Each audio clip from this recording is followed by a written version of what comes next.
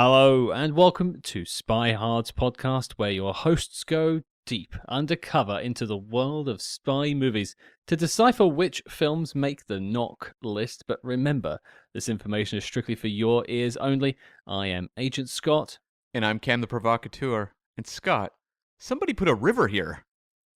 A river? A river. A river. Well, we're going to celebrate a culmination of a 4-movie arc today. The final journey of martinis and mayhem from Mr. Matt Helm. But before we get there, we have a very special guest joining us, and I couldn't think of anyone better to help guide us into the final Matt Helm destination. Joining us on the show this week is none other than Mr. John Cork. Now, if you don't know the name, he is an author, he is a screenwriter, a documentarian. He has been a part of James Bond history in many a way. He's also a screenwriter in his own right. He's written films. I could keep going on and on, but let's hear from the man himself, Mr. John Cork. Hello, sir. How are you? It's wonderful to be here. Thank you for inviting me. We're pleased to have you here. You clearly have more credentials than the both of us combined. I don't know about that. We recently had your partner Bruce Sibley on to talk about the previous film to this, The Ambushers. Now that sounds like Bruce and I might be living together in matrimonial bliss. Bruce is a very good friend, and he has been a wonderful collaborator, but neither one of us would call each other partners on that end. Partners in crime, potentially, but not in any other ways. Partners in crime is probably the correct way of saying it, so we'll use that from now on. Partners in crime. And he mentioned your particular love of the Matt Helm films, but before maybe we track that, I mentioned sort of James Bond off the top. Now, you've worked on the James Bond documentaries. You've had a book or two out about James Bond. I actually stumbled upon your work the other day in my Penguin House version of Casino Royale at the start. You penned a little bit there as well. I saw you there. Your name is all over James Bond and I guess by proxy spy films. So I guess tracking it back a little bit, John, where does the love of spy movies come from for you? Arrested adolescence, a refusal to actually grow up and mature in any sort of meaningful way. I think that was it. I saw Live and Let Die when I was 11 years old, and I thought, wow, this is cool. This is wonderful. This guy does not seem intimidated to talk to girls, which of course was my status in this world. So, I went to film school. I was very interested in movies. And then at a certain point, my fandom got to a certain level and I just turned pro. And what was sort of the first step or the moment where you're like, I need to go pro on this? I think the point for me, as far as anything, there was a screening of a film I'd written called The Long Walk Home, and I saw Timothy Dalton in the lobby of the Directors Guild in Los Angeles, and I walked up to Timothy Dalton and I said, I have to let you know, I introduced myself and as the screenwriter, and I said, I have to let you know, I became interested in film because of the James Bond movies, even though the movie I'd written was an American civil rights drama. It had, no qualities of any James Bond film, for better or worse. Certainly, if you're doing a civil rights film, you probably don't need a lot of James Bondian elements in it. And he said, oh, well, you should meet Barbara Broccoli, who had escorted him to the screening. The film starred Whoopi Goldberg, and Barbara, of course, just recently worked with Whoopi Goldberg on the film Till. So long, strange arcs of history. But that was in 1990 was when that screening was. Mm-hmm. And was that where your connection with, I guess, going pro with Bond came from then? Was that sort of chance meeting with Barbara? I don't know that Barbara would even remember the meeting. She might remember it. It's never come up again. Actually, my agent knew I was a big James Bond fan, and when they sort of resolved all the legal entanglements that they had with Giancarlo Peretti and Credit Lyonnais back in the early 90s, in 1993, they started looking for writers. And a lot of people who I knew through the Ian Fleming Foundation, which I was on the board of directors of and eventually editing a magazine called GoldenEye Magazine, I'd already had it out by then.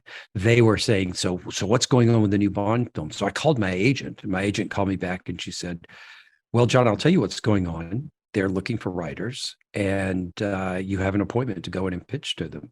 And so that was the benefit of having a good agent. Right. And what sort of led to the documentaries on the home video releases, which all Bond fans absolutely treasure. So thank you so much for those. But well, the very small percentage of Bond fans that actually watched those documentaries.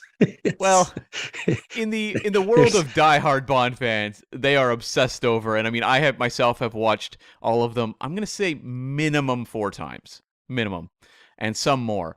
But when you receive this project, I would imagine it's a Bond fan's dream. But in terms of the work behind the scenes, how involved were they? Like, how much work did it take to put all of those documentaries together? Well, it was a whole team. So Bruce Sibley was involved, of course, from the beginning. He was a great asset. I had a fellow producer on there who worked with me on one set of them. I worked with Lee Pfeiffer and Mark Cerulli on the first couple of them there. So, and then you have people like Paul Scrabo and George M. Mueller who had great experience at NBC over the years. They came in because they were huge Bond fans, shot and recorded a bunch of interviews for us. We worked with some wonderful video editors to help us put those together. So it was a large operation. I mean, the last time that I did sort of a full run of the Bond series, I mean, we had a budget. Now, it's a lot of work we had to do, but we had a budget well over $1 million. So wow. To do all of them. So, there were some resources that were put behind it. It was still, I wish I'd run the business better on that end. There probably would have been fewer interviews I would have done, but there were just too many people I wanted to talk to. And you end up blowing through your budgets that way. So, but I did just fine with it. Right. I would recommend listeners check out your appearance on the James Bond A to Z podcast. They're good friends of the show, and I was listening to it recently, and you mentioned something I didn't find on your credits, but you'd sort of pitched for Bond films. You'd written basically a couple of treatments, and I guess what was becoming GoldenEye, and then becoming Tomorrow Never Dies at one point. Is that true? Yeah, it gets muddled very easily. There were 3 writers that were all hired at the same time. One of them was Michael France. Michael France was always going to be the writer of GoldenEye. Now, it got rewritten. Kevin Wade was in there. Bruce Fierstein did a wonderful work at the end of it there. But no one else was writing on GoldenEye at that point in time. So they hired another writer named Richard Smith, who's unfortunately passed away at this point. And then they hired me to write as well. And we were hired to write treatments. I don't know whatever happened to Richard Smith's treatment. I actually read an early sort of pitch of his treatment, but I could never get a story idea that clicked with them on that end. I had pitched something that involved satellites. Needless to say, they didn't want to develop a second satellite story with GoldenEye, even though Tomorrow Never Dies also dealt with satellites. Yep. But they were not. So we tried to come up with different ideas, and in the course of that, I kept saying to them, "Okay, who is James Bond now? Now we're into the 90s. The Berlin Wall has fallen. The Iron Curtain has come down. Who is James Bond?"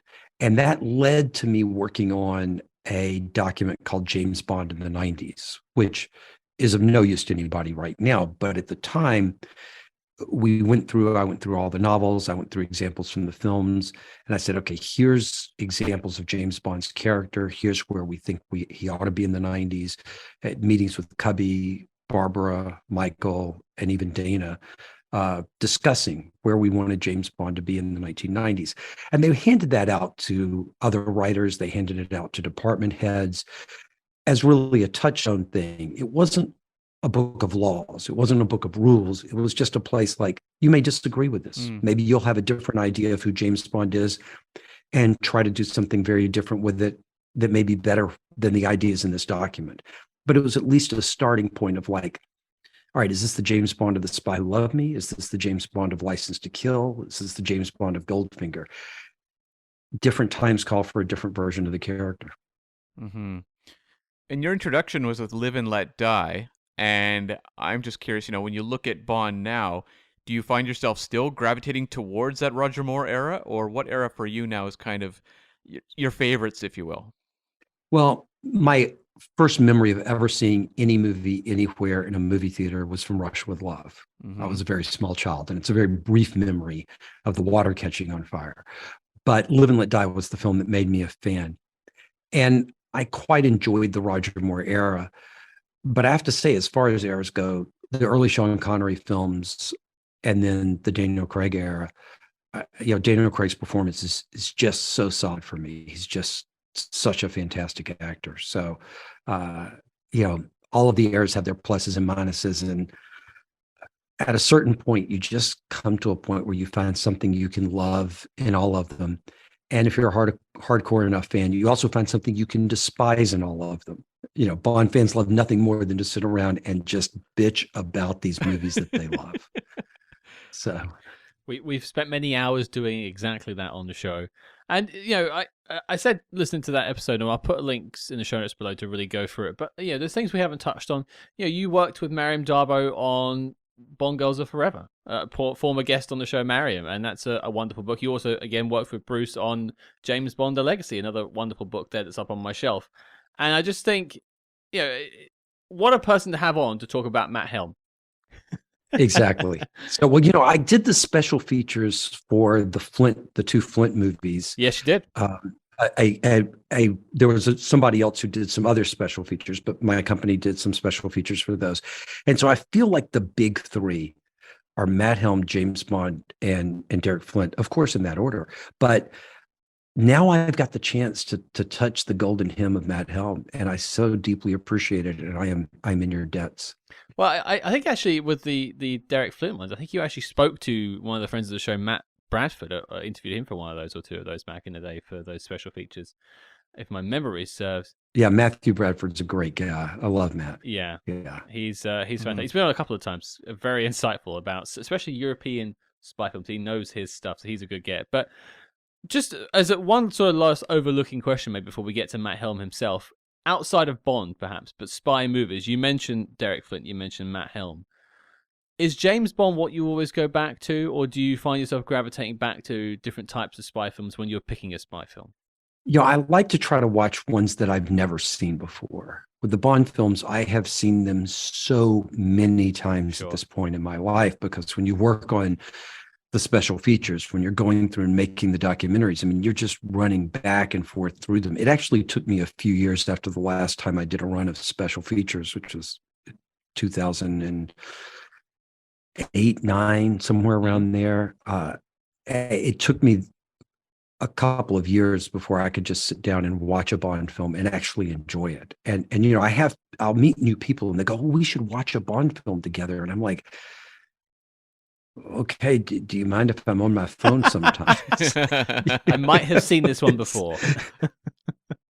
Yeah, it's like, would you like me to do my little trick where I say each line of dialogue before it's actually spoken on screen? You're like a walking audio commentary, basically. I'm on the audio commentaries for many of those titles. So yeah, that's very true.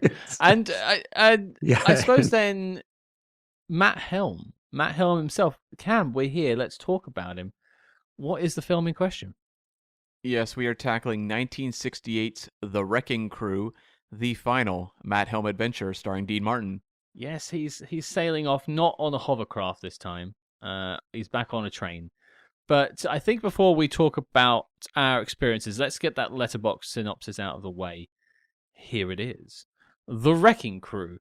Matt Helm is alive and well and swinging in Copenhagen so far. It doesn't really make a lot of sense, but we'll keep going. Sure. Yeah. Sure. So far. When Count Contini attempts to destroy the world's economy by masterminding the theft of $1 billion in US gold, Ice Chief McDonald summons secret agent Matt Helm to stop him. That works for me. Yeah. That's good. Yeah. Says it all. But Cam, before we continue with our chat about The Wrecking Crew, I think it is important to discuss a special treat we have coming up for film fans and Matt Helm fans later this week. Yes, we are talking to actress Nancy Kovac, who played Barbara, the deadly assassin, in the very first Matt Helm film, The Silencers. She is, of course, also known for films like Clash of the Titans and some pretty notable TV, Batman 66, Star Trek, The Man from U.N.C.L.E., and more. Yep, plenty of that and more. We can't wait to share this one with you. It's a fantastic chat, and Nancy was very generous with her time. So make sure you stay tuned this Friday. But on with the show. Now, I want to go back to you on this one, John. I want to save this question to when we were here. Speaking of the 3 films leading up to this point, because we haven't got your thoughts on those, but what was maybe your first experience with Matt Helm and your thoughts on the first 3 films before we get to The Wrecking Crew?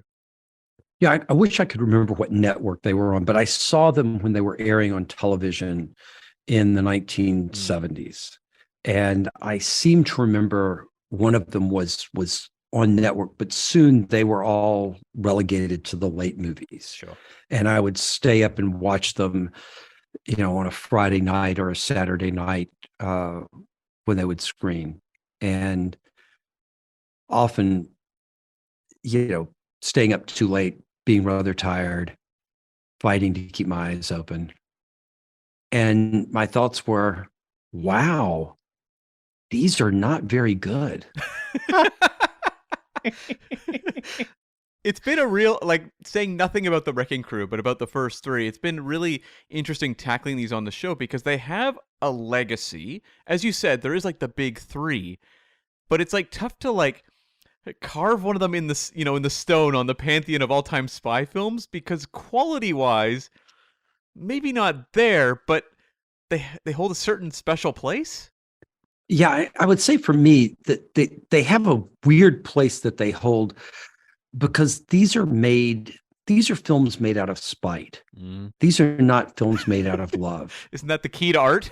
Making it out of spite? Well, okay, so the producer of these is Irving Allen. Yeah.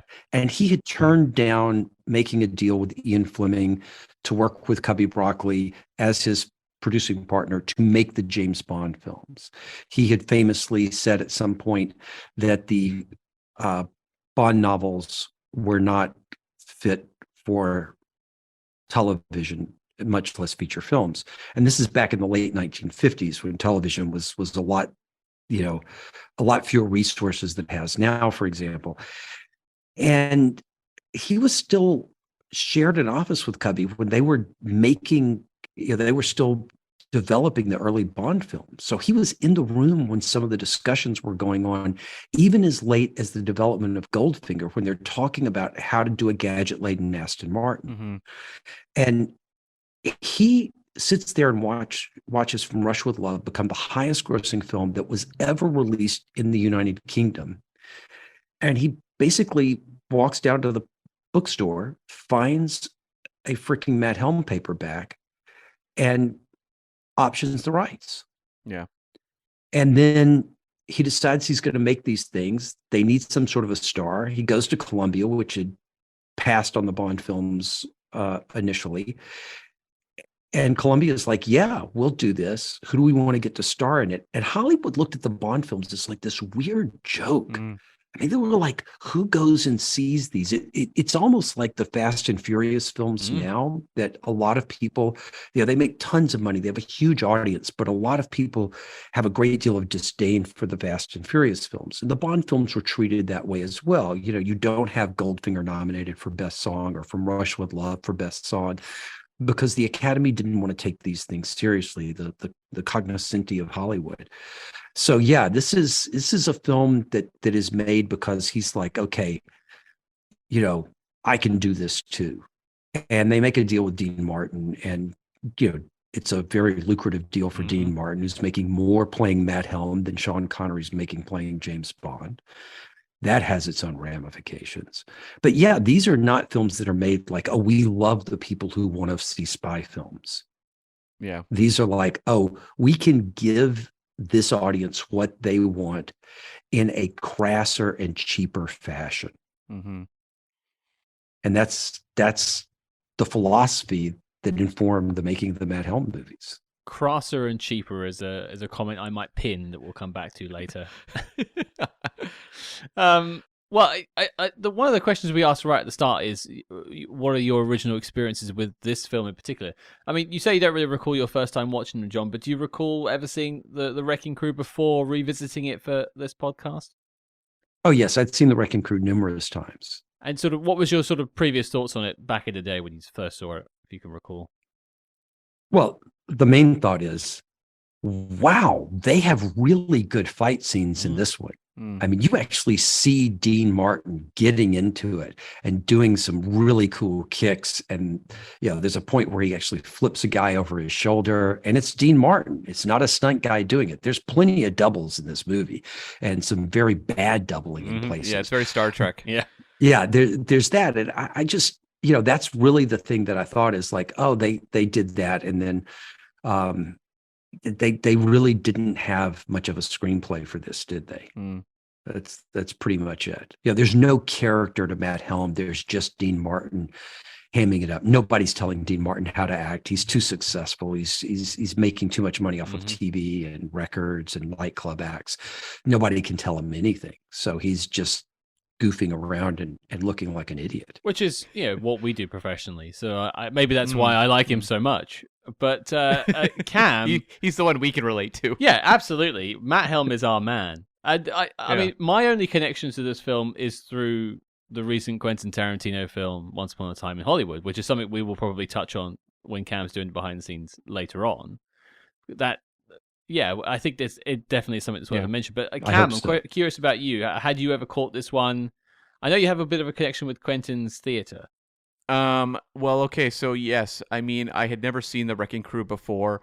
Like like a lot of spy fans who maybe hadn't seen the Matt Helm films, I was aware that this was a Matt Helm movie, but I really didn't know anything about it until I saw Once Upon a Time in Hollywood, which of course makes a significant deal about this movie. They show a whole scene of Sharon Tate attending a screening of the movie, and so that was my first exposure to kind of what a Matt Helm movie even could be. And I went to Quentin Tarantino's movie theater, the New Beverly in Los Angeles, and went and saw a screening of Once Upon a Time in Hollywood. And before the movie, he played the trailer for The Wrecking Crew, which is really fun. It's really just Dean Martin kind of doing his drunk act and introducing the three lead actresses, but giving the wrong names for all of them, and really like stumbling through the whole like commercial. It's very, very funny. I recommend people check it out. But that was really my only experience of seeing any of The Wrecking Crew. And it is interesting, if you go on like Letterboxd and look up reviews for this, it's very clear that a lot of people who have watched The Wrecking Crew had not seen any other Matt Helm films and watched it because of Once Upon a Time in Hollywood. So have, I think, a very different take on this movie than I will when I give my review. Which must be absolutely fascinating to come to the fourth installment and try and assess it from there, because there are a lot of things in this film that feel like an evolution from where they've come from before, or a de-evolution, depending on your outlook, I suppose. Yeah. But I guess let's head to the House of Seven Joys, Cam. Let's talk about how we got to The Wrecking Crew. Walk us through it. Yes, so this was based on the second Donald Hamilton novel from 1960, and the previous writer, Herbert Baker, who'd worked on the first three, was off writing the movie Hammerhead, which is another 60s spy film we will tackle. And actually, Beverly Adams, who played Love Z Craves It in the previous Matt Helm films, was also off in Hammerhead. So they brought in a different writer, a guy named William McGivern, who was a police reporter, crime novelist and screenwriter. Started in the 1950s working in TV, and then wrote additional material for the Fritz Lang film The Big Heat from 1953. Like some little, I believe they show like a serial in that film, and he wrote the serial that they show. And then, like, if you look at his filmography, he looks very busy, but a lot of it is his novels being adapted into various films and TV shows. Mm-hmm. So that was the primary source of his writing credits. But he did work on some TV shows like The Virginian, Ben Casey, and he also worked on the screenplay for the 1965 Joan Crawford thriller, I Saw What You Did. And that really rolled right into The Wrecking Crew. His only other real notable credit is the 1975 John Wayne police thriller, Brannigan. Solid name. Which is a terrible, terrible, terrible film. It's fascinating. I watched it. It was probably like 3 weeks ago, maybe a month ago. It was on streaming, free streaming on Tubi. It is, John Wayne is like the kind of Dirty Harry knockoff cop traveling to Britain to teach him what being a police officer is all about. Right, okay. I'm not going to compare crime statistics on that one. You should. You should watch it, Scott. I recommend you watch it. It's fascinating. Yeah, the Beatles have never been more poorly used Mhm. in a feature film than in Brannigan. Are the British bobbies like walking around like in those ye oldie films with their whistles and their billy clubs and sort of skipping around? Not quite, but just imagine like Dirty Harry being dropped in like a more like gentle, jovial Britain. Oh, right. He's going for the austere Britain, is he? He's not going for sort of London griminess. He's going for Yeah, the counties. Right, I see. the glory of the hard-edged cop kind of thing. Of course, taking down a British crime ring. Yeah, I'll get straight to Brannigan when we finish recording. And so, they had the screenplay from McGivern there, and then they brought back director Phil Karlson, who had directed The Silencers, and since then had done a Glenn Ford movie called A Time for Killing, and rolled right into this. And he doesn't have a whole lot of films left on his filmography until the end of his career, but he did do a couple of notable things. He did the sequel to Willard, Ben, and then he also wrote Walking Tall, the original version. Oh, okay. Right. Or sorry, I said wrote. Yeah, directed, I should say. Not wrote, directed. Well, he directed Walking Tall. Yeah, he directed, but which is almost a remake of a really interesting film he did earlier called The Phoenix City Story, which is also about a true life story. And Phoenix City is in Alabama, and I grew up in Alabama, as did Bruce Sibley for that matter. So the Phoenix City Story has always been a film that I found fascinating. It has some documentary elements in it. He also did Kansas City Confidential, which is a really interesting low budget film noir. So. Okay, cool. Who's the lead of the Phoenix film? It's based on John Patterson, who was a political figure in Alabama, and I can't remember who plays John Patterson. But Fair enough. It's not Joe Don Baker, who basically is reprising that role in the true life story of Buford Pusser. So. Okay, cool. And when it came to casting this one, John Larch replaced James Gregory as Mac, allegedly because they offered Gregory a reduced salary for this film. Don't know if that's true, but that's what's out there. And very notable, Bruce Lee coached Sharon Tate and Nancy Kwan on martial arts on this film. He was the karate advisor. That is his credit. And he had a quote that he gave up on Dean Martin because Dean Martin wasn't really that interested in following his martial arts coaching. But there's still some decent Matt Helm action, so it still works on screen. And Chuck Norris is an extra in this film at the central location, the House of Seven Joys, and he's an extra in this because he was a student of Bruce Lee at the time. Well, actually, Chuck Norris is not an extra. He has a line of dialogue in the film, one single line. I love the idea, just going back to something Cam said a second ago, of one of the most disciplined men in the world, Bruce Lee, giving up on Dean Martin. He must have been so not interested in the martial arts that he's like, do you know what? I've practiced all my life, but this guy's too much work for me. I'm going to give Dean Martin some slack because, you look at how busy he is at this point in his career. He is shooting his 4th Matt Helm film. I think this man was probably exhausted. I think to me, the most fascinating part is not just the idea of Bruce Lee and Dean Martin working together, but that if you make a list of the number of people who beat Chuck Norris up on screen in a movie, you've got Bruce Lee, Dean Martin, and are there any others who win the fight with Chuck Norris on camera? Who win the fight? I don't think so. Yeah, because Dean Martin takes Chuck Norris out in this movie. Yeah. No, because like once Chuck Norris is starring in his own movies, he's not losing any fights. Right. I recently watched a Chuck Norris film. I'm just trying to remember if he gets his ass handed to him or not, which was Lone Wolf McQuade. I'm just trying to remember if he loses a fight. And I don't think he loses in that one. No. No, and not in the Missing in Action movies. I've seen all of those. Well, yeah. There you go. Dean Martin whooped ass, apparently. That's right. And this movie was all shot in California. They did use the Walt Disney Ranch, which is notable. But you compare that to the previous film, The Ambushers, which had a lot of locations in central Mexico and what have you. I mean, it does feel like a noticeable shift. I couldn't find a budget on this movie. I would love to know because it does seem like there was some cost cutting going on. Yeah, there definitely was. And when I heard that this was set in Copenhagen, I got very excited because I have a brother who lives there. I've been there quite a bit. I love Copenhagen. I was like, oh, get to see Dean in the streets I'm familiar with, but nope, it's all shot in LA. So hey ho. Well, they have a little bit of location shooting with the double. There is some second Yeah. unit. So yeah, there is some second unit, and they mentioned like the Tivoli Gardens. I was like, oh, okay, that's an actual place, great. But no, you don't get to see it. So hey ho. Yeah. So I wish I could have found a budget on this one. The previous one was $4 million. This feels lower, like maybe $3 million. I don't know. It's only a guess, but domestically it did $2.4 million at the box office. So it was a bit of a downgrade from Ambushers, which I believe did 10. Yeah, I think it has been diminishing returns though from all of the Dean Martins so far. Like they've all gone down in popularity and in returns, despite the budgets mostly going up until this point. Yeah, and I just wonder how much of that was they cranked them out so fast.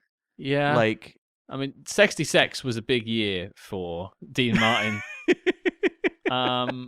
Yeah, 2 in 1 year was big, but then like I mean, maybe one of these days we'll have to sort of chart when that spy bubble bursts, because you only live twice the year before this.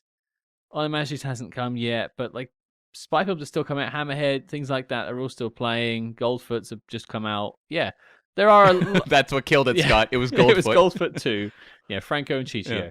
Yeah, I wonder when that sort of bubble officially bursts, if you sort of look at the box office returns. Yeah, do you have any sense of that, John? Yeah, it's late 1967. Oh, and it just starts crashing. And this in 1968, this film's dated for 68, but I couldn't find any evidence of it playing in a theater before early February 1969. Wow. So whether it did somewhere, whether it showed up in New York or they had a premiere or something, but the opening date appears to have been the weekend of February the 12th, 1969, which is interesting because they have somebody playing LBJ clearly in the film, and that weekend it was already after Nixon had been inaugurated. Right. yeah. It is actually unusual in a weird twist. Canada seems to have gotten this movie first. Apparently, we celebrated Christmas 1968 with The Wrecking Crew, and then its main release, overseas and then in America was in the new year. So that is a real rarity. It is not typical that Canada gets anything early in terms of major releases. Lucky you. And if we're charting it against the bubble bursting, then early '69 is just too late. Yeah, so it would seem. And so the top 3 for this year, and I'm going to do 1968 because we rarely talk about 1968. Number 1 was Funny Girl, the Barbra Streisand film. Number 2 is 2001: A Space Odyssey. And number 3 was The Odd Couple. I've seen the first 2. I can't speak to The Odd Couple. Very funny. Jack Lemmon, Walter Matthau comedy. Very good. Okay. And they tease at the end of this movie that The Ravagers would be the next Matt Helm.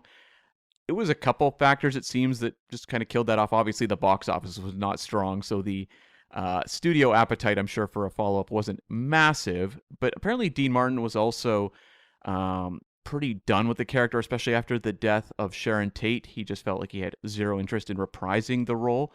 I don't know if they would have brought her character back, but there was a whole side drama about apparently when Dean Martin said he refused to reprise the role again, Columbia withheld the profits for Murderers Row in retaliation towards him, as a contract dispute thing. Very strange. Well, the main reason they couldn't bring it back is because Matt Helm is clearly dead at the end of the film. They are sailing to their death in that freeze frame that sort of is a precursor to Butch Cassidy and the Sundance Kid. Yes. That just we're going to freeze frame moments before the terrible tragedy happens. So they can put all the title cards they want up after that. But no, you don't survive what you see at the end of that movie. Hey, James Bond got blown up last year, and apparently he's coming back. So you never know now. Spies are capable. Yeah. Matt Helm would live again as a very short-lived TV show in 1975 that ran into early 76, where they re-envisioned him as a private eye, and that show starred Tony Franciosa. And so I've never seen it. Have you ever watched this show, John? I was around and cognizant of the world at that point. I was very excited for the show. And I did watch that first episode, and at that age, I was looking at it and go, what is this bullshit? So not a recommend. That's a skip. No, I mean, if I wanted to watch Beretta, I could watch Beretta. If I wanted to watch Kojak, I could watch Kojak. I did not need to see that swinging monument towards toxic masculinity portrayed as a 70s hard-boiled crime drama. Mm-hmm. I mean, it was no fun. Mm-hmm. Ironically, much closer to the source material. Well, not the private eye part, that's for sure. No, but like the hard-boiled sort of cold reality of it all. The more cynical aspects, perhaps. Yeah. Yeah. Not that I've seen it. And I do want to maybe we'll do this at the end of the discussion and have a chat as to why we think there wasn't a fifth and if there should have been a fifth, and we'll come back to it. But Cam, do you have any more notes for us? Just the sad final note. This was the final theatrical feature during the lifetime of Sharon Tate, because she was murdered in 1969. She had one more movie that did come out the following year in 1970, which was an Italian-French co-production called 12+1, co-starring Orson Welles. And it was sort of a quirky adventure film involving chairs that had jewelries hidden in them. I've never seen it, but I'm actually kind of interested in tracking it down now. Yeah, it's definitely something that sort of hangs on this film as her coda is Sharon Tate. I'm sure we'll talk about her performance in a minute, but let's talk about the Wrecking Crew. It's why we're here. Let's steal a bunch of gold and sit down in our train cart full of gold.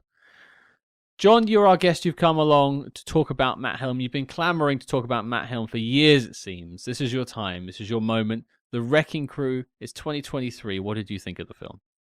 This film is one of the best examples out there of just how tolerant the spy genre can be for putting up with piles of manure. It is a film that is made with so little respect for the audience out there. You can see it in Bruce Lee's work choreographing the fight scenes. You can see it in some of the performers who are trying to somehow break through and give a little bit of a performance in there. You can see it in how beautifully the women are presented, certainly objectified, but dressed very well, costumed very well. Mm-hmm. But what you see in the course of this film is you see a way of looking at the spy film and feeling bad about yourself as you watch this. It's like if you watch the James Bond films and you're going like, oh wow, this makes me feel vital as like a man and wanting to travel the world and see places. And you watch the Matt Helm films and you're just like, God, is this how other people see my interest in spy movies? Is this do they look at it and go like, he's into that? Yeah. Right. That's this cheaply made. Let's just start with one thing. They set this in Denmark. The highest point in Denmark is 561 feet above sea level. They have a tramway sequence. They're driving on mountain roads. They don't care.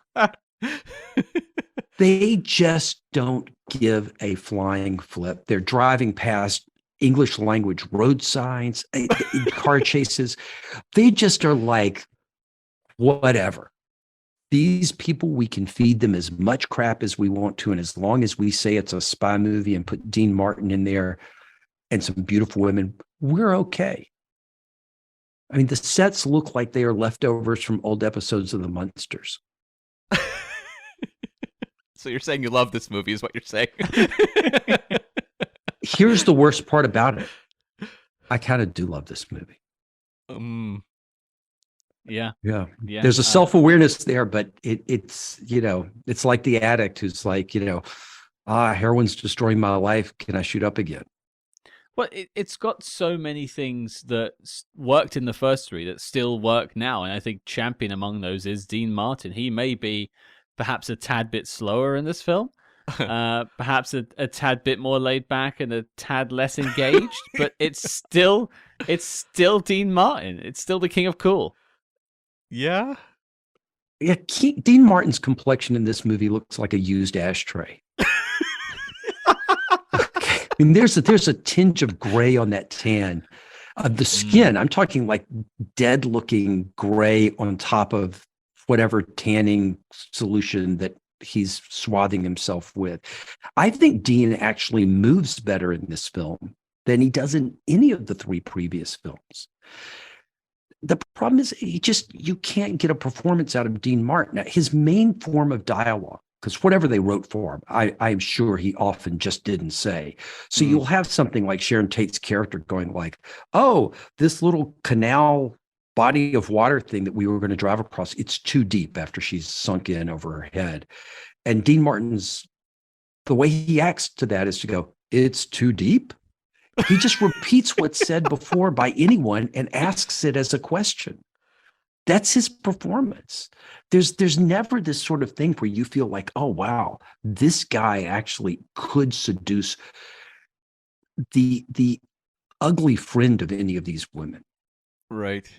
I did find it fascinating because, we talked about the ambushers just a handful of weeks ago at the time of recording this episode. And I mean, you watch that movie, and regardless of what you think of it, it goes like really out there, campy, more so than probably the first two. But Dean Martin has so many quips. It is wall-to-wall jokes and quips throughout that movie. And it's almost like they're all stripped out of this movie. I thought that was a really interesting choice, but it felt very different from what I got in the previous film. Don't have somebody who was a former police reporter writing your jokes. Yeah, that's a good point, yeah. That is very astute. And I will say, like, it's also stripped of several other Matt Helmisms, I would say. There's no sleigh girls. Well, there kind of are. There's like the models. There's the whole photo sequence at the beginning. Well, there's some models, but they're not the sleigh girls. They're not the sleigh girls. They're like the models, which are a sort of a different thing. But there's no like Matt Helm house with the pool / bath / bed. There's a bunch of other things I've listed, which I'll get into. But it feels like it is a Matt Helm film in many ways in sort of name, but not necessarily spirit. Yeah. But Cam, I kind of want to hear from you. What do you think of The Wrecking Crew? I thought The Wrecking Crew was actually a very interesting watch. In that in some ways it almost feels like the Matt Helm For Your Eyes Only, and not in terms of a quality comparison, but in following up the previous film, which went really crazy campy, right? We had like a flying saucer, a levitating gun. Like it went really, really goofy in that one. This one feels like, by comparison, quite stripped down. It's not the like kind of overt jokiness. The criminal plot is literally just like, we stole gold and we're going to transport it, which is very different than what we've gotten in the last couple. You don't have the big O villains. You have a fairly almost boring, but an actor I really liked in the role, like Nigel Green, I thought was actually a very memorable villain for Matt Helm. But in terms of like what the villain wants and his personality, it's not particularly outsized. The movie feels cheap to me. There's a lot of scenes, like a repeating motif of just like Matt Helm lying in bed with like women as they basically kind of repeat the same scene over and over again with different actresses. And I'm like, oh, there's no imagination here. Like, I didn't really care for the ambushers very much, but that movie was swinging away at weird things. This one is playing it incredibly safe in a way that I could kind of go, oh, I kind of appreciate them trying a more kind of down and dirty, low-level Matt Helm adventure. It still doesn't compare to what the novels are doing, but it feels in some ways a little bit closer than where we'd gone. I just don't think it works, and I think it might have been a case where if this is the second film, if this is a point where they're really energized about the series still, maybe they pull something like this off. But movie 4, I don't know. I can't shake the image now of this film opening up with Matt Helm flying a helicopter and picking up Son Z from the first one and dropping him into a chimney. There is a helicopter, though. There is a helicopter, which I have a question about that. I think I'm probably maybe a little bit warmer to this film than you are, Cam. Probably closer to John, actually. I really like The Silences. I think that was my favorite of the Matt Helm films. And this probably for me feels the closest to that. Slightly more grounded, with maybe less eccentricities that he sort of accumulated as he went along, as the guns got wackier and the girls got crazier and the villains got more maniacal.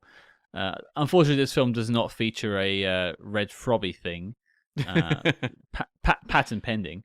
But yeah, I I found this one actually a lot easier to watch. I think this one was also held up by people around him.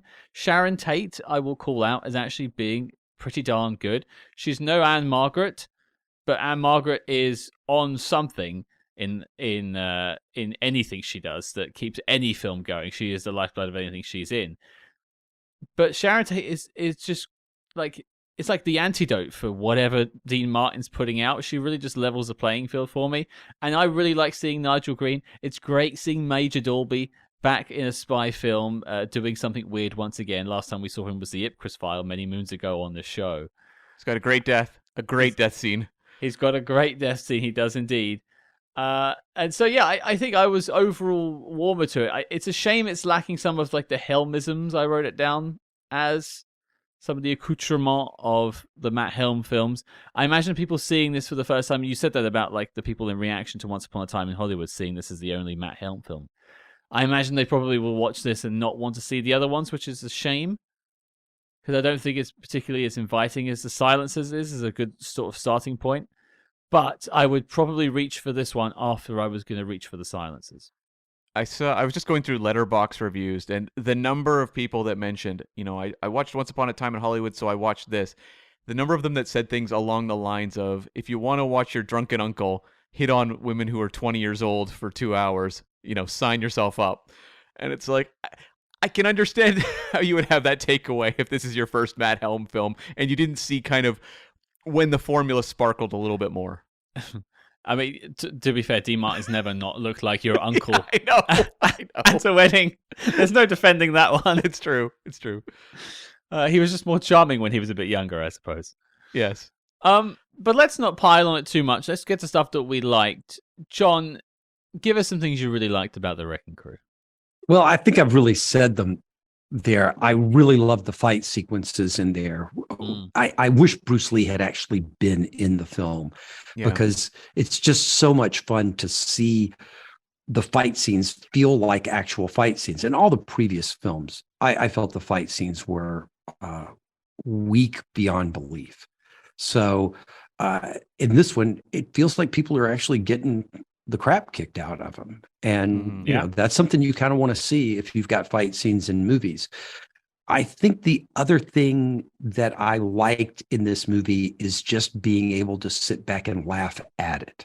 I'd love to say that I was laughing with it, but it's really almost like a historical document to be able to do something like take somebody who is my son's age, he's 23 years old, and be able to pull him down and say, this was considered not only acceptable at this time, but it was mainstream entertainment.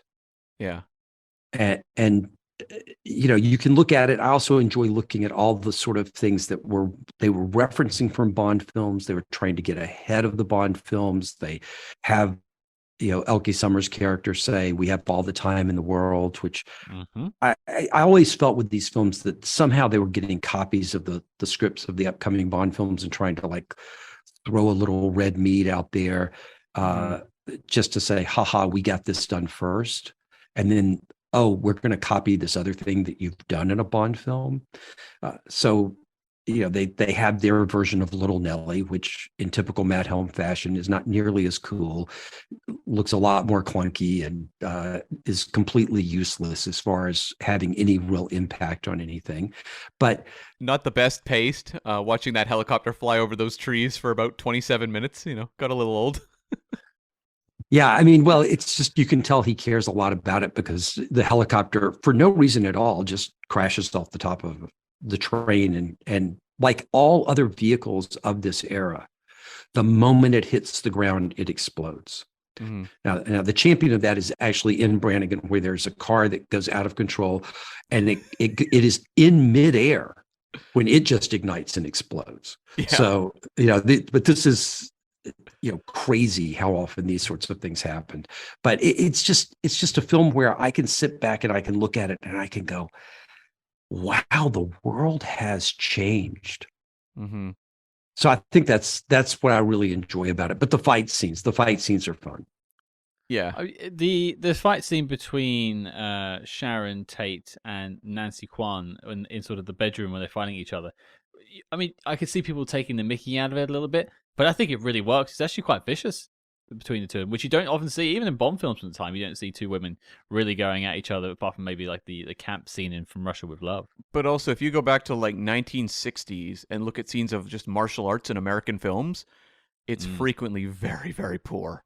And that continues on for a while. Like, I actually felt this was pretty well staged, especially for that era. And I will just say, kind of like jumping off of that a little bit, I thought some of the action in this was actually better than some of the previous ones. There's a car chase in this that it is not gonna, land next to the French Connection in the world of all-time car chases. But you compare that to like the station wagon chase in the Silencers, it's much better paced. It feels like they're actually moving pretty fast. Just a better assembled action sequence. It's really bothering me because, John, you mentioned the "We Have All the Time in the World" line, and there's something else in one of the previous Matt Helm films that they actually got the jump on Bond quite famously, and I've forgotten what it is now. I know, obviously, in the first Flint film, they had a volcano lair before we had it in You Only Live Twice. Yeah. But it's going to annoy me. I'm going to remember it after this recording. But yeah, there was something they've had the jump before in the Helm films, so I wouldn't be surprised if they did get some sort of oversight on the upcoming scripts. It is weird because, like, in terms of the Bond stuff, the emphasis on martial arts in this movie could be a reaction to, obviously, martial arts is becoming popular several places, but You Only Live Twice, that was the big climax of that movie. And then also with Bond, the whole villain plot is very Goldfinger. This whole gold theft and this villain obsessed with gold, this rich man who's basically just hanging out with Matt Helm for extended sequences of just, well, let me show you around my place. Let me introduce you to people. That's so, the Goldfinger film. And when you look up the synopsis to the actual book, The Wrecking Crew, it has nothing in common with this whatsoever. So it was very much something they were porting over and probably trying to capture a little bit of that Goldfinger glory. Well, they actually dressed Nigel Green in Goldfinger's suit with the yellow checked vest underneath it and the brown tie. They are consciously trying to make you think back to Goldfinger in various places on this thing. And of course, the villain's plot to sort of foil Matt Helm coming on the scene seems to just be reduced down to, we'll bribe you. Mm-hmm. Are we saying that Nigel Green's Count Massimo Contini, which a baffling name for an English actor to play that role? I have questions about that. Are we saying that this is the long lost brother of Ulrich Goldfinger that's been written into a bunch of Bond films but never seen the light of day? Oh, right. Yeah, because they were pondering a Goldfinger brother at one point, weren't they? Yeah. It's been around a couple of times, I think. It's been sort of brought up. But yeah, I'm happy for that to go down as canon. Yeah, the Goldfinger sequel we never knew that we didn't really want, but got anyway. Yeah, there was no mint tulips in this one, so that's a shame. No. But Cam, something you liked. So I complained when we talked about the ambushers that while you had some very accomplished actresses in that one, Janice Rule, Senta. Yeah, and Senta Berger, it didn't feel like that movie in particular kind of got its jolt of energy from its female characters the way the previous ones did, with Stella Stevens in the original, and then Anne Margaret in the second, and just some of the supporting cast in those movies. I feel like we are back on the right track with this movie. Dean Martin, he seems kind of asleep through a lot of this movie, and so you have Sharon Tate kind of bringing in a little bit of the Stella Stevens kind of bumbling act to a lesser degree, but playing a character that's very distinct and at a certain point really is the one carrying the movie energy-wise. But also Elke Sommer as a villain, I thought really worked, pairing her opposite, the Nigel Green Goldfinger ripoff, and having her be like the more homicidal of the two, the one who's just like, just kill him. Just kill him. She was like the voice of reason that we so often say, where is that in Bond films when the Bond villain is like giving a tour of his lair? In a way, Elke Sommer is like the Scott Evil character before that character showed up 30 years later. She's the one who actually understands what needs to be done and is the one willing to do it. But she's not willing to kill Matt Helm when she has the chance. Well, he's so charming. I mean, on paper, though, she understands. It's that ashen face of his that really does it for her. Yeah, and then Nancy Kwan as well. There's a lot of very problematic elements in terms of its depiction of Asian characters in this movie, but whether it's her martial arts scene or just playing this very formidable kind of, criminal affiliate of the Nigel Green character. Very capable, very convincing in action scenes, and you believed her as kind of like a Fiona Volpe-like seductress/villain. Yeah, I mean, the problematic elements to me come in the opening song, So, which is yeah. when they're weird Hugo Montenegro. I don't think it's even Hugo Montenegro who wrote the song, but the lyrics in that, just a bunch of white bread chorus singers going also and things like this. It's very weird. Yeah, it's not great. Not great at all. And there's a few things throughout the course of the movie that make you now cringe.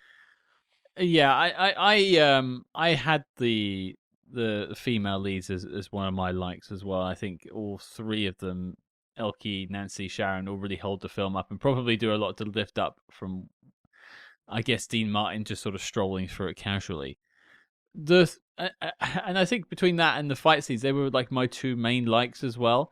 I do just want to say it was nice to see Matt Helm's daydreams appear once again. We haven't seen them since The Silencers. I even wrote down one of the lyrics. It's great. I want to see this in in a new song now. He's talking about the lady who has a phone attached to her, and he goes, "They call me long distance because my switchboard is the best." Sure. Brilliant. Great stuff. But it was nice to see him daydreaming once again. I really enjoyed that in the first one.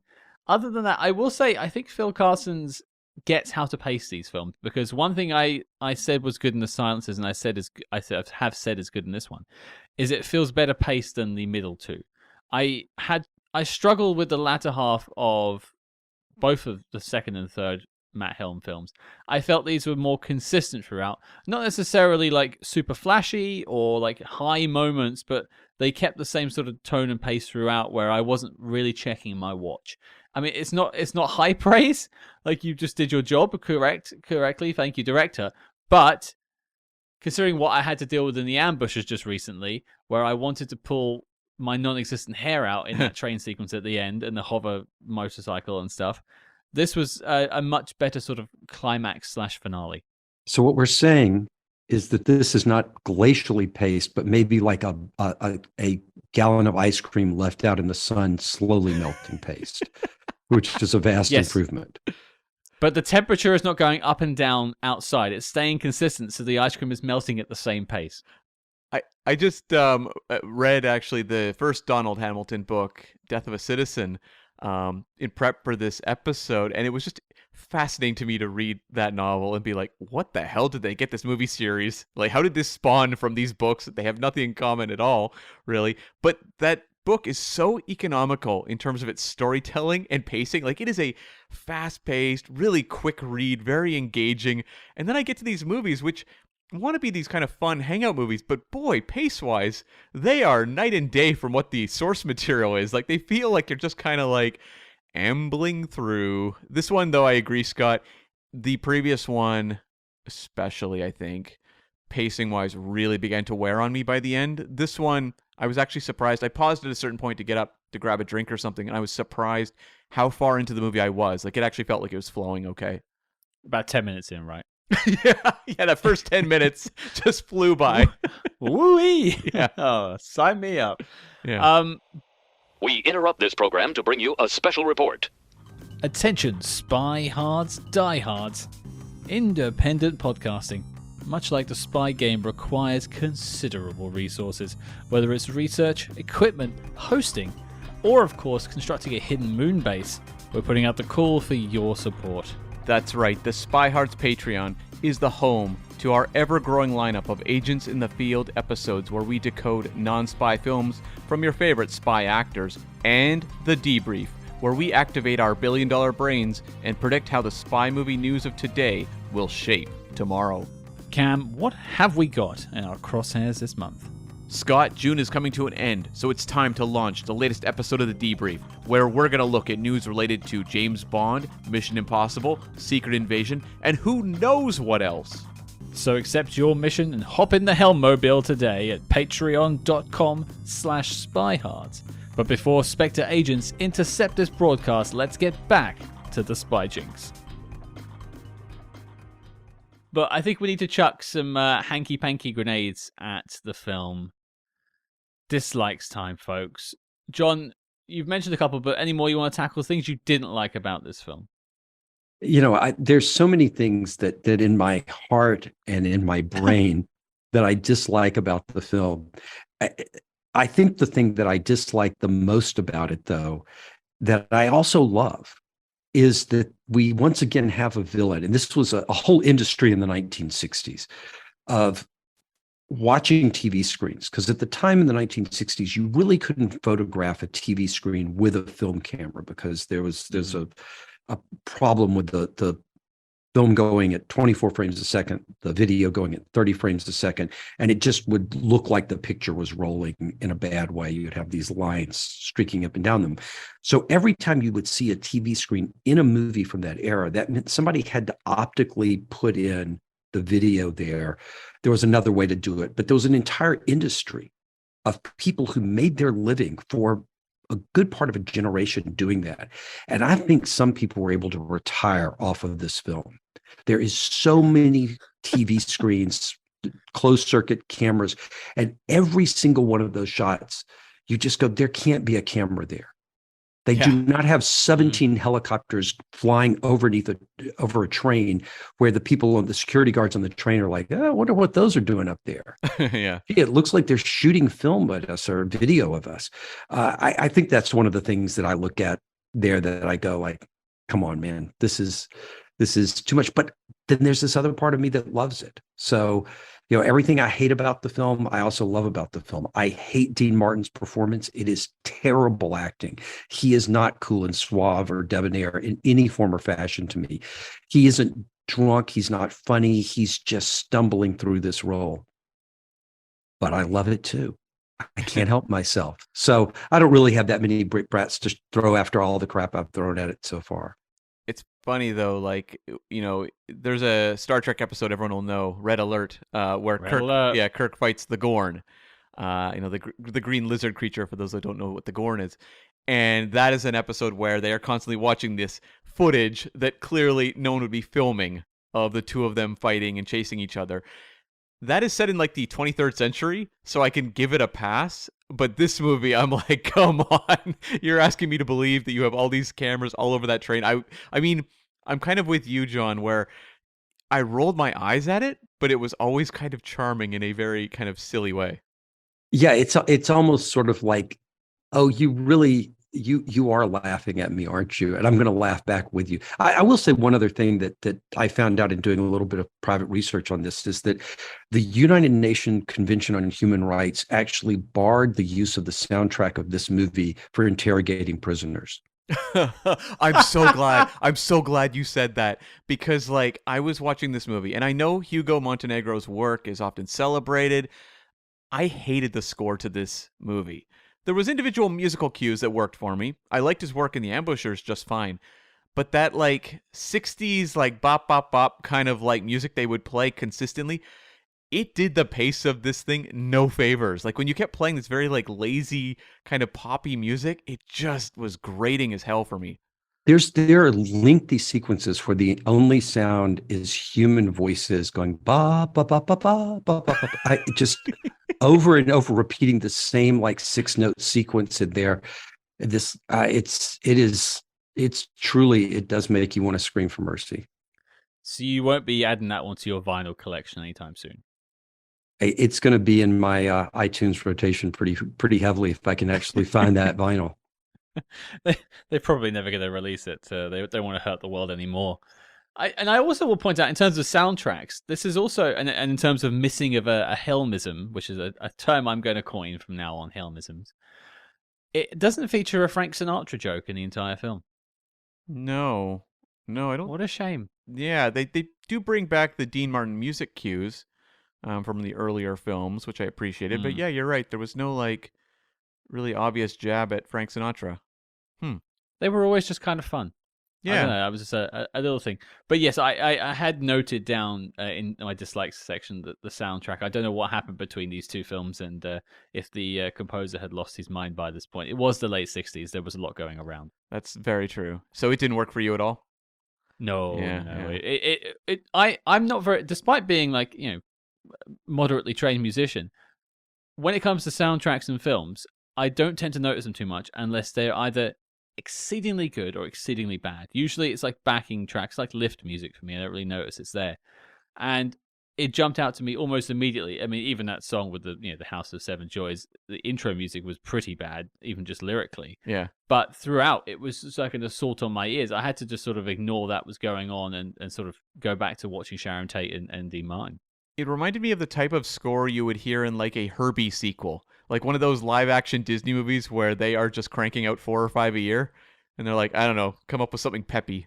Well, I think the song at the beginning is not only terrible, but it is hurt by the title sequence, which looks like a cheap ripoff of the intro to the old Wild Wild West TV show, except with much worse music going on. It doesn't look like it's a feature film title sequence at all. Especially when by that point we'd seen like You Only Live Twice, which is one of the best, I think, of those 60s Bond title sequences. With like all the sort of iconography and that. I think it's one of the, and we'd seen that, and this is what they put out because, like, I think the one for the Silences was really good. They did do quite nice ones for the Matt Helm, but this just felt cheap. You're right. And also the Flint ones were memorable as well. Oh yeah, but even something like The Ambushers, which does not have like a really controlled title sequence, but it's more like a music video that they're doing on the beaches down in Mexico. Yes. But it works. It's like somebody was thinking, oh, there's a song. Let's write the song first. Let's create something that's going to go with the song. We're going to time everything. We're going to cut it properly. And this is just like, God, we need a title sequence, don't we? I mean, even the typeface looks cheap. Yeah, yeah. And it would always say now. So I assume when I'm watching this is set in 2023. Well, now I liked that. That was one of my likes on the film is those little title cards that would go up and they would say Copenhagen now, somewhere in the United States now. And I think that was a jab at a screenwriting thing that had come up in the 1960s where you would have this sort of fake sense of urgency in your slug lines for screenplays of like, this is happening right now. This is, in your face. We are being current. It may have been a jab at William McGivern and the actual screenwriting he did on this. I don't know. But I did think those were really, the first time I saw it, I was like, oh, that's bad. And then by the third time that title card came up, I was like, okay, I'm with you. I'm in love. It reminded me of the printouts from, it's either The Spy Who Loved Me or Moonraker from the Psycho Watch. It's Spy Who Loved Me. Yeah, those little printouts come out. Just reminded me of that. Obviously, not a direct reference, but Cam, something you disliked. Well, I just wanted to follow up on that. Like, there's a weird sense of immediacy they're trying to put into this movie, not just with the now kind of text at the bottom of the screen, but also like you have 48 hours to recover this gold, and they keep hammering that home as well. That there's only 48 hours to do this, and I'm like, really? Why is there only 48? And Dean Martin doesn't do anything fast. No, he doesn't. And maybe that is the perfect transition into what I didn't like about this movie. The pervading sense of laziness going on throughout this entire movie. And it's like, it's there all over the Dean Martin performance. And that's kind of emblematic of just everything else that's going on. But Dean Martin, who I thought was actually maybe at his best in The Ambushers, weirdly, not one of my favorite movies, but he just seemed so on point with his quips, and he just felt like he was more engaged by that movie for whatever reason. But here, he seems so checked out. And we often, in the Bond world, kind of snicker maybe a little bit about, say, Sean Connery in Diamonds Are Forever, or You Only Live Twice, or whatever. But I'm sorry, you compare those performances to Dean Martin in this, he could be an extra who'd wandered onto the set and I would have believed it. Like, he just seems so disengaged from what's going on. And you kind of tie that to the overall storytelling. There's a lot of very lazy filmmaking going on here. There's a shot, I don't know if you guys caught this. I'm sure that John did because he's seen this several times. But when they are at the cable car station and Nancy Kwan runs in with her team, and one of the dudes just like bails and then like gets up and keeps going. And it's very, very obvious. Like, this man falls to his knees and they're like, that takes good. And that sort of energy just continues on to everything else. Like, you never get a real sense they were like, I think we could do this better. That's some Ed Wood levels of, yeah, we've got it, just print it and move on. Perfect. Nothing went wrong there. It's great. No, I did catch the trip, actually. I thought, well, yeah, he did get up and sprint immediately afterwards. I thought maybe they'd let him off and they were running out of time. But yeah, it did jump out to me as a bit strange. And it's not an expensive effects shot where they might say, oh, crap, we blew up something in this scene. We can't afford to do it again. It's literally like a group of guys running across like a pretty nondescript room. Yeah, they could have just kept the camera rolling and done one more sort of run pass and cut that together. Yeah. You are right. You are right. I struggle to throw like insults at Dean Martin because so much of what his Matt Helm is part of what Dean Martin is as a character at this point. Yeah. And the Dean Martin show is, I think, on the air, and it's all kind of this persona he's portraying. He is cool without being cool. He's larger than life. But I will say, yes, compared to maybe what we've seen before, this is a slightly more relaxed version of Matt Helm. Perhaps he has finally drunk himself down to the end of the bowl. Like, he always had like a charm to him and a quick wit in the previous films, and that wit is really filed down because the jokes just aren't there, and so it just feels like he's kind of just, oh boy, stumbling from scene to scene.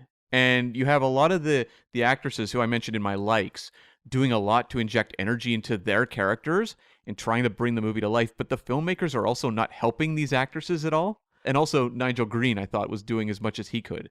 Yeah, when you talk about the actresses and the filmmakers aren't helping them, there's a key moment, and it's actually in Once Upon a Time in Hollywood, where Sharon Tate's character is first meeting Dean Martin at the hotel. Yeah. And she's, of course, playing the klutz, as Margot Robbie portraying Sharon Tate says in Once Upon a Time in Hollywood. And she stumbles backwards and falls over on Matt Helm's camera cases. Mm-hmm. And that shot, if you watch it carefully, what happens is she falls backwards and does the pratfall.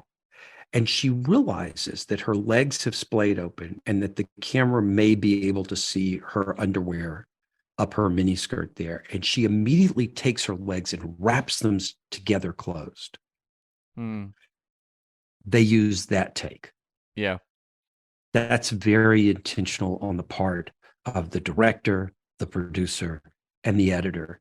And it's not that Sharon Tate was not trying to play a sex bot character or anything like that. It's not that that character wouldn't have done it that way at that moment, but it is the kind of thing you will see in films there. And it sort of has an underlying sort of misogynistic quality to some of those moments, those sort of leering, dirty old man quality to it.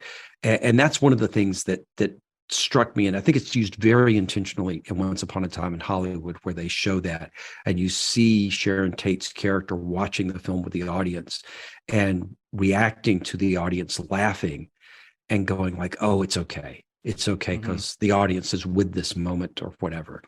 So I find that lack of desire to help the actresses, it's really pervasive throughout the entire Matt Helm series, but it's definitely in place here. Well, I want to jump off of that a little bit there, because it's something that Cam and I have discussed on the previous films. Yeah, the Matt Helm films is sort of this strange energy of what should come across as exceedingly misogynistic, sometimes actually playing moderately well because you feel somewhat safe with Dean Martin. Like, he is not this monster that is just chasing girls around. Like, he is almost safe to be around. Maybe that's the persona that Dean Martin's putting across. I don't know. Like, he's in on the joke. Like, he understands this is absurd. Yeah.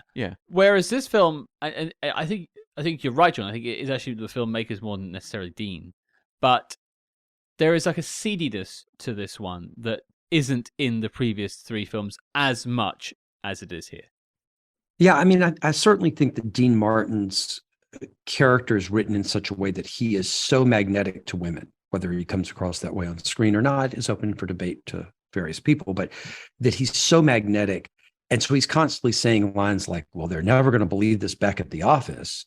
And, gee, I'd like to do this, but I've got something else I've got to do that's slightly more important. And, what you don't have Dean Martin doing is waking up with the women the next day. You never get the sense that Dean is actually, he's dreaming about the models. And the models want to sleep with him. But if he starts to go farther, well, it turns out one of them wants to kill him, and she gets shot in the back or whatever ends up happening. But it's he's constantly being interrupted or interrupting himself from that. And I think that certainly helps it, as does the whole jokey attitude, as does the sense that the actresses are generally in on the joke. I think Cinta Berger, she feels a little lost in the ambusher sometimes because she's just such a better actress than that role would let her possibly be. But you just get, for some of those actresses, and I think that this is so true for Sharon Tate, and we'll never know because we don't know what she would have said about this role years later. But you get the feeling that this was one of those things where she's just outclassing the part that she's in, and she's just doing her absolute level best to move ahead in an industry that is just objectifying her.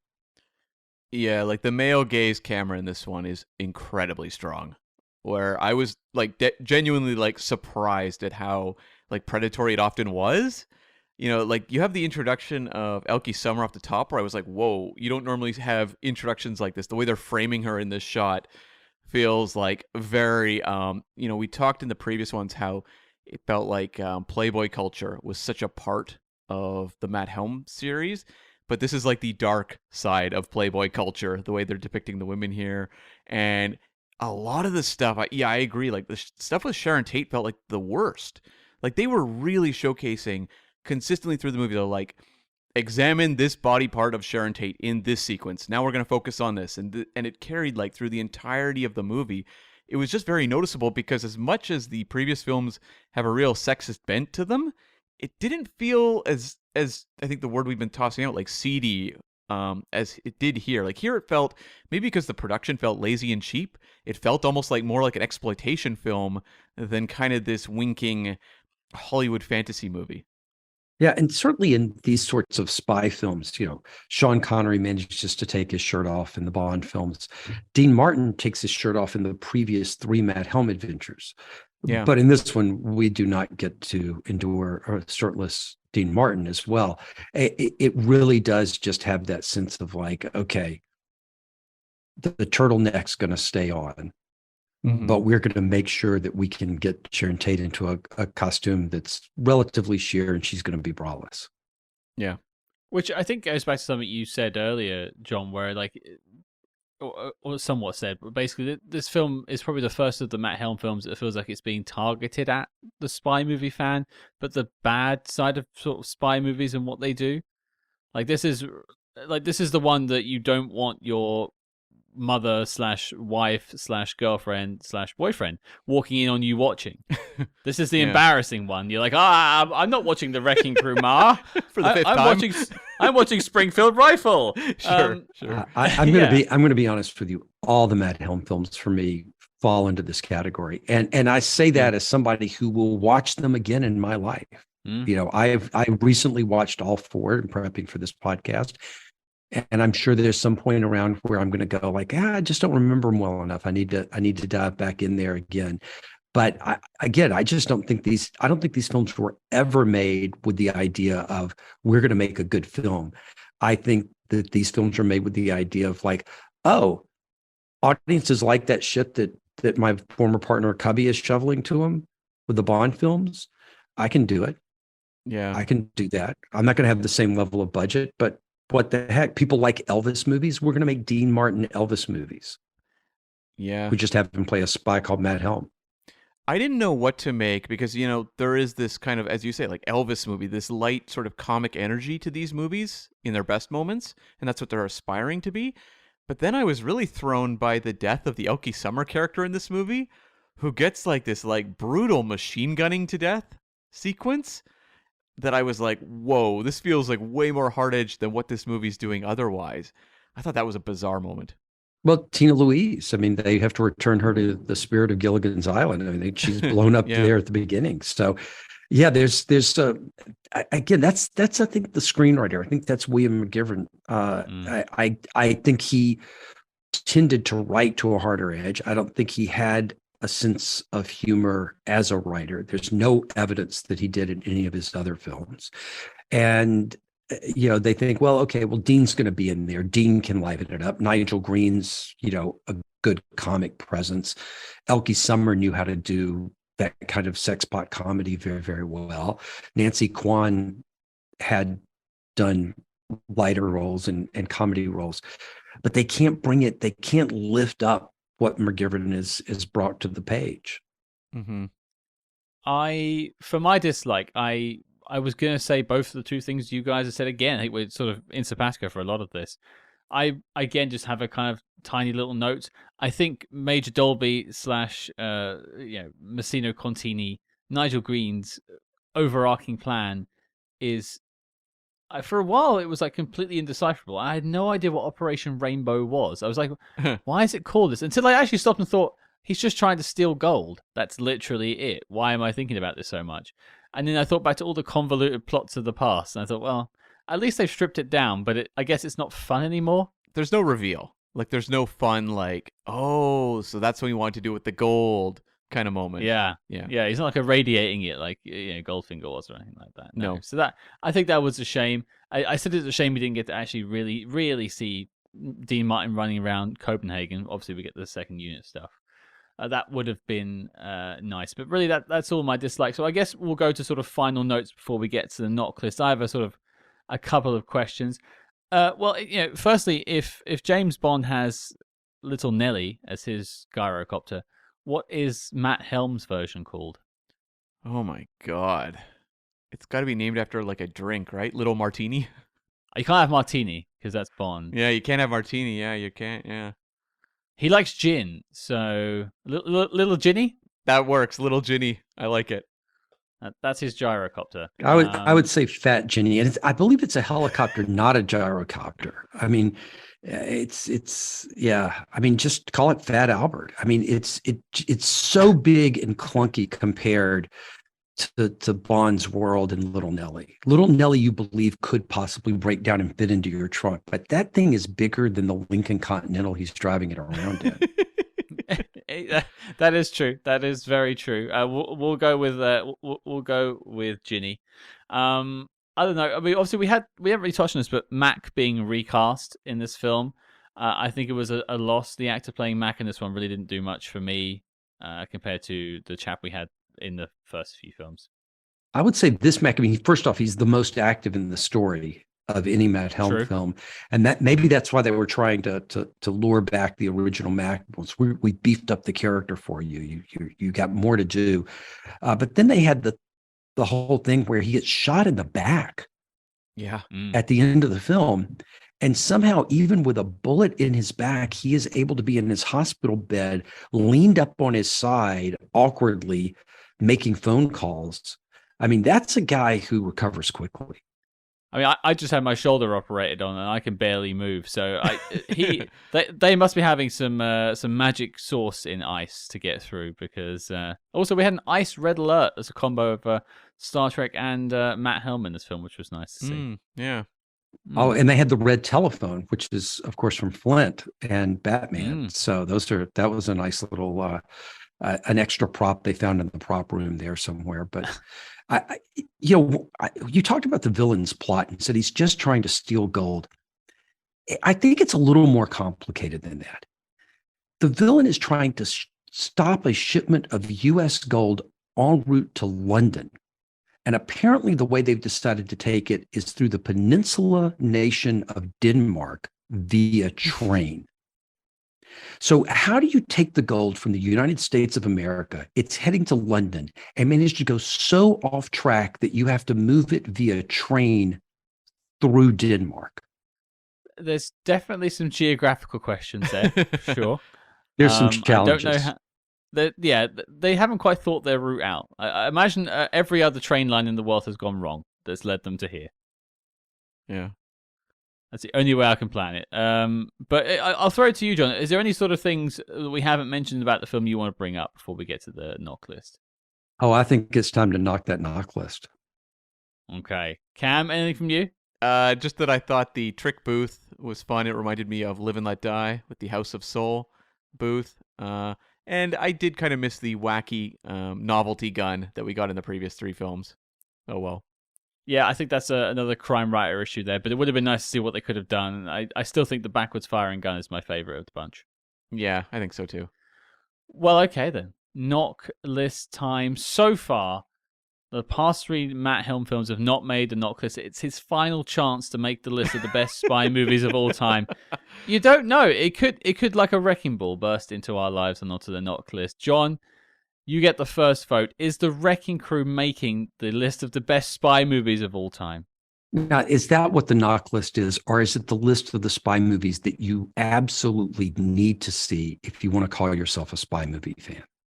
Well, I think you've sort of drilled down into a bit of an issue with the knock list there, but it's called the Need to See Official Classics. That's where the NOC comes from. So I'll guess I'll go with your interpretation of it being need to see. Do you think you need to see the Wrecking Crew? Absolutely, because, and I think I wrote this to you guys in an email at a certain point. I believe that if you want to understand the power of any genre, you have to look at not only the best of that genre, but you have to understand what audiences were willing to tolerate at the worst of the genre. That wasn't just, I'm not talking about a film that nobody went and saw. And I understand that this wasn't a success, but you've knocked the other 3 off. So I can't go back and get you to say, no, you got to make this argument about The Silencers or Murderers Row or Ambushers.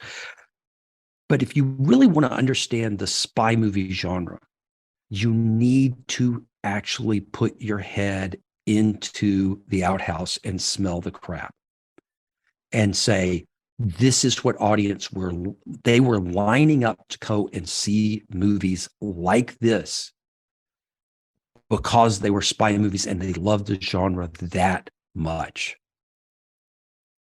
So I say, absolutely. And not only that, it had a great cultural legacy because it is part of what my favorite film of the 20 teens was, which is Once Upon a Time in Hollywood. And to understand the era of 1969 that Quentin Tarantino's portraying in there, I think absolutely you need to see this and see it out of respect for the wonderful legacy and horrible tragic death of Sharon Tate. So I'm going for absolutely 100%.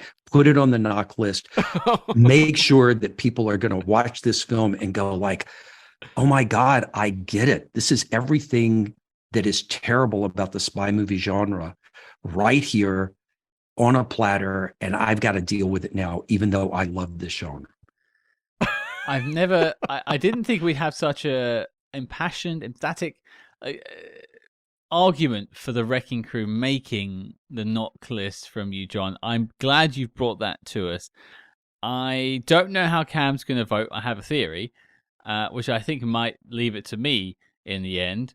But I will preface before you vote, Cam, because we've not had a Matt Helm film on the list. I think that is in many ways a shame to not have that spy I mean, we had Our Man Flint on there, as a part of.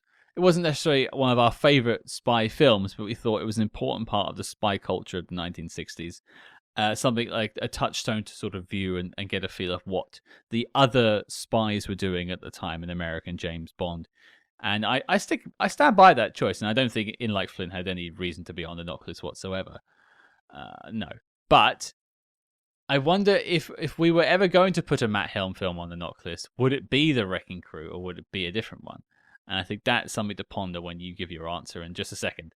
Cam, is The Wrecking Crew making the knock list?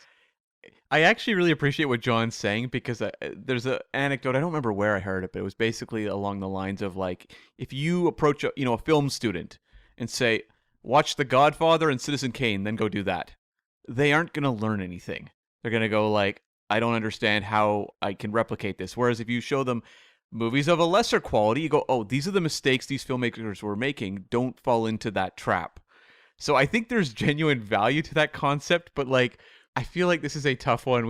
You need almost an asterisk next to the Wrecking Crew maybe a paragraph next to it explaining why it is on a list alongside North by Northwest and Goldfinger. So I think for me it is a no, but I agree with the sentiment as to why John would fight for it. I'm going to just jump in. I know you've given a no, but like I wanted to sort of quickly examine some of the other films that are on the knock list, because you're saying stuff like Goldfinger and North by Northwest, which are sure unarguably some of the greatest films of all time, let alone spy movies. Yes. But there's also films like Spy Kids and Ghost in the Shell, arguably very good films in their own right. Are they going down on like Sight and Sound list of the best films of all time? Maybe not. Sure. So, are you going to stick to a no on that one? Are you leaving it with me? I can't feel good about myself voting yes on the Wrecking Crew. Again, it's a need to see. It's a need to see to understand the genre. It is not about like, oh, this has got the best camera placement. This has the best music. It's like, if you want to understand the genre of spy movies, do you need to see it? One Matt Helm film, at least. I actually think in some ways, yes. And in retrospect, I would have pushed harder on the silencers than I would this one. That's for sure. And I think that's probably my issue with it. Like, if I was going to pick a Matt Helm film, would it be The Wrecking Crew, or would I go for a moderately good one that at least if I was sending people to go and see it, they would have a good time? Or understand Matt Helm. I don't know that The Wrecking Crew represents the best of what Matt Helm does. But The Wrecking Crew has the longest lasting legacy because of Once Upon a Time in Hollywood. I can't disagree with that statement. Can we put Once Upon a Time in Hollywood on the knock list instead? I would put it on any list of need to see films. I love that movie. Yeah. Are you sticking to your guns on that one, Cam? Yeah. Okay. So this leaves me with the painful. That's right. The pain. I was trying to get you to make my life easier. Basically. I'm passing the buck. Yes, you are. Yes, you are. I tells you what. There's two things going on in my head, and I'll talk you through it. I agree with John wholeheartedly. I think Matt should be represented on the list. I think we've run out of choices and we don't do retrospective changes. We are not going to add a film in posthumously. We're not going to go back and re-add a film.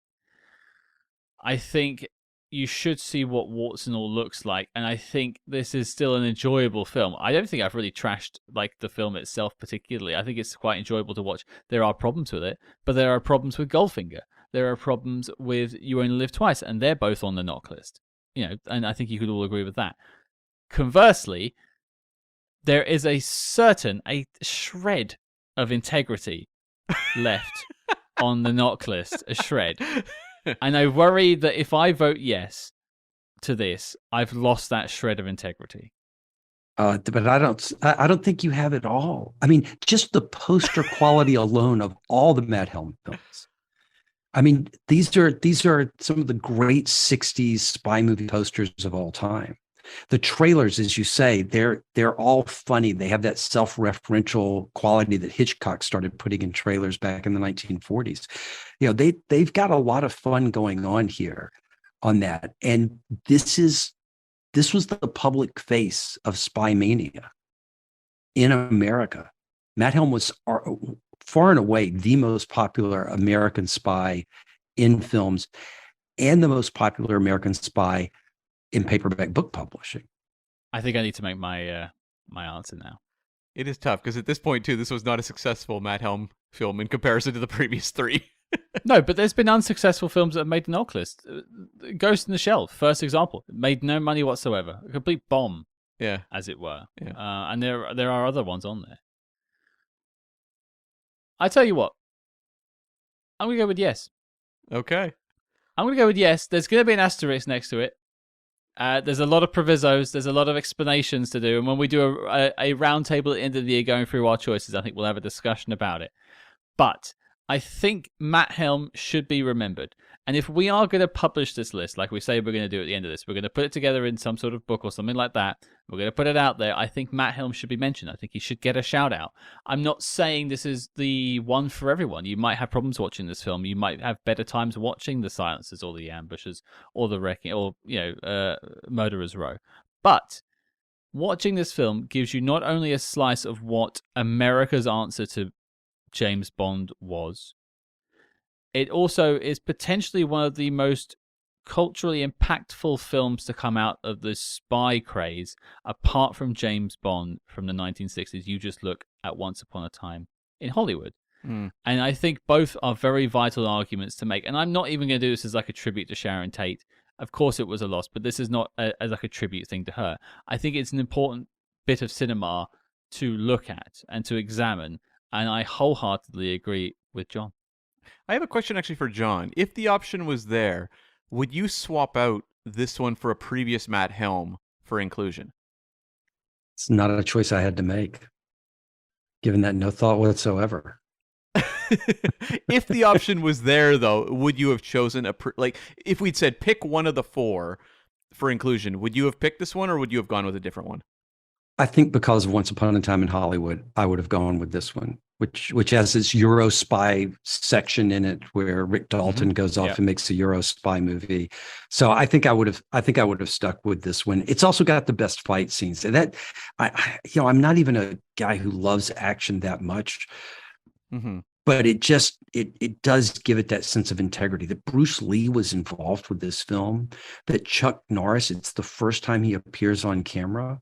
I mean, these are things that these are like fun things to gather people around and say, well, oh, you loved 80s action movies? Watch this. That's that guy. And their mind explodes. Oh, you like Bruce Lee? Well, he's not in this movie, but he choreographed the fights. It's just so much that's good to be able to pinpoint to this movie for me. And I would also add to that, if you were asking me that question, Cam, I probably would knee-jerk go for The Silencers, because I think that's probably a more entertaining view for a novice viewer. Yeah. But for someone who is trying to understand spy movies and the craft of making spy movies, I think this is probably a bit more vital. Okay. Yeah. I think I would probably push for Silencers, but that's more from the point of view of which one I enjoyed the most versus the Once Upon a Time factor with Wrecking Crew is really tough to ignore, for sure, in terms of cultural relevance. And I'm sure we're going to do a Matt Helm roundtable at some point down the road and sort of go back through these films. But if I was going to put them in a ranking order real quick, I won't do them all, but I think The Wrecking Crew would be second.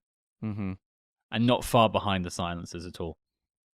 I think I would probably put it third with Ambushers last. Oh, we've all got Ambushers last. Yeah. But okay. I didn't think we would get here, but we did. It is 1 no and 2 yeses. And as such, The Wrecking Crew is making the knock list. My integrity has completely dissolved. John is punching the air as I say this. He is a happy man. And not about your integrity, but about The Wrecking Crew. Well, to be fair, if I've got a tip of a hat from you, sir, I think that adds a bit of a shred of integrity. So I will take that. And speaking of sort of thanking you for that, John, I want to thank you for taking the time to come and speak to us today all about your love for spy movies, James Bond, Matt Helm, and everything else. It's been an absolute pleasure talking to you, sir. It's been a pleasure anytime. I quite enjoy it. I enjoy your podcast. Keep up the fantastic work. Oh, thank you. Well, thank you. And before we let you go, and trust me, we will be calling on you again, sir. Where can people find you online? Are you on social media? Do you have like a website or anything we can send people to? No, I'm not on social media. I have forsaken social media many years ago, and I haven't looked back since. So I quite enjoy it. So if people want to get in touch with me, they could get in touch with you guys. You have my email if they have something they desperately need to reach me on. But I just try to keep my head down and get my work done.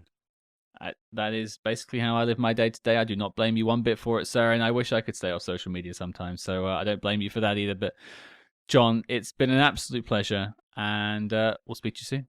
Take care. Thank you so much. Awesome. Well, there you go, folks. That was our chat on the final Matt Helm film, The Wrecking Crew. Make sure you stay tuned for later this week as we speak to Hollywood legend Miss Nancy Kovac. But Cam, what are we tackling next week? I mean, Scott, talk about two peas in a pod. We are jumping from The Wrecking Crew to the 1993 David Cronenberg film M. Butterfly, starring Jeremy Irons. What? I mean, we talk about our whiplashes, but this may be, this is certainly up there. It is, yes, a considerable one. I'm actually looking forward to this movie. I've never seen it. More of kind of like a art house David Cronenberg film than his typical, horror or thriller type stuff. So it should be cool. Yeah, and I think this one was based on a play originally too. Yeah, that's right. Yeah. Definitely one to check out. So there you go, folks. Your mission, should you choose to accept it, is to join us next time as we check out M. Butterfly. And if you want to help support the show, you can, of course, join us on the Patreon. Just find out on patreon.com/SpyHards. And if you want to help spread the word of SpyHards, please consider leaving us a 5-star review wherever you are listening. And do not forget to follow us discreetly on social media at SpyHards. That's SpyHards on Facebook, Twitter, and Instagram. But until next time, listeners, remember, if your sweetheart puts a pistol in her bed, you'd do better sleeping with your Uncle Fred.